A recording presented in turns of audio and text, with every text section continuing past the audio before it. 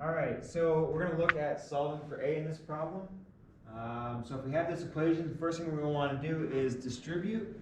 So we'll distribute this negative 7 to the 3a and to the negative 1. So negative 7 times 3a is negative 21a, and negative 7 times negative 1 is going to be a positive 7. Okay? And then we'll just bring the 91 down. Okay? So next we want to get a by itself. So we're going to move this 7. So we're going to subtract it from both sides. And we're going to have 84 is equal to negative 21a. Next we want the a to be a positive a, so we're going to divide by a negative 21. I'll do that to both sides. So we end up with negative 4 is equal to a, or a equals negative 4.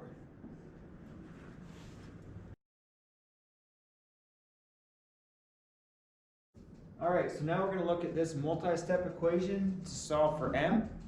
We'll want to be careful that we do not try to combine these first. We want to follow our order of operations, and we're going to distribute. Okay, so I'm going to distribute the negative 5 to the 3m and to the 10. So I'll just bring down the 4m. Okay, and then negative 5 times 3m is going to be negative 15m here. And then negative 5 times 10 is negative 50. And that equals 126.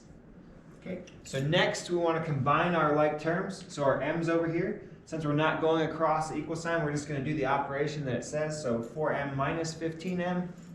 So we're going to have a negative 11m minus 50 equals 126. Okay, next we're going to try to get m by itself. So we're going to move this 50 across the equal sign. So this time we will change the sign because negative 50 plus 50, that's going to go away. Okay, so then we'll have negative 11m is equal to 176. Okay, the next thing we're going to do is we're going to divide by, oh, I forgot my n there. We're going to divide by negative 11 to get m by itself. And m is going to end up equaling a negative 16, sorry. Negative 16. So our answer there is m equals negative 16. All right, so we're going to solve this multi-step equation for n. And again, we have to remember our order of operations. We don't want to add these. We want to distribute first.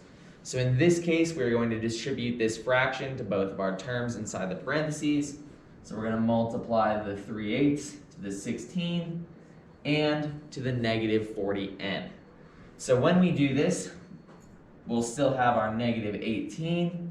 3/8 times 16, we can think about these as both being fractions over 1. So we multiply straight across the top, straight across the bottom. So we get plus 48 over 8 minus 120 over 8n. Now at this point, we can simplify our fractions. So 48 divided by 8 is going to give us 6. 120 divided by 8 is going to give us 15. So we have a minus 15n. We still have our negative 18, and we still have our 8. And now at this point, we can combine our like terms. We have a negative 18 and a 6, and since they're both on the same side of the equation, we can just add these together, giving us negative 12. We still have our minus 15n, and it's still all equal to 8. Next, since we want to get this n by itself, we can add 12 to both sides of the equation, which gives us 20 is equal to negative 15n. And then lastly, to get just a positive 1n, we can divide by our negative 15 on both sides.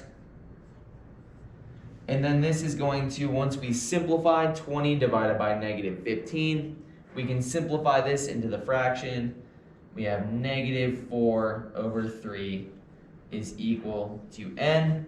And since this doesn't give us an integer solution, we can leave our answer as an improper fraction in simplest terms.